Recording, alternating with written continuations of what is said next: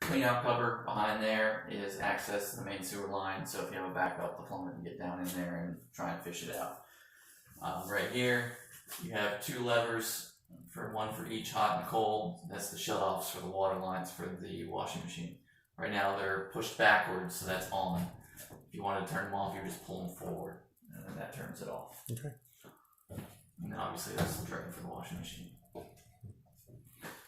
Again, dryer's gas, so we can just show you that how it works, but it's not going to heat up. The gas pack comes out, turns the gas on. Washing machine.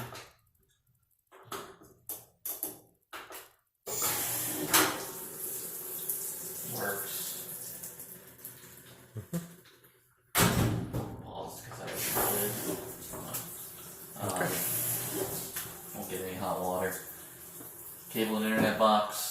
So Comcast, AT&T, that's where they'll hook that stuff up. And that's the alarm box up there. The alarm company, nothing you need to worry about. Houses the backup battery and the motherboard for the alarm system. Empty chase leaves outside next to where all that wire comes in.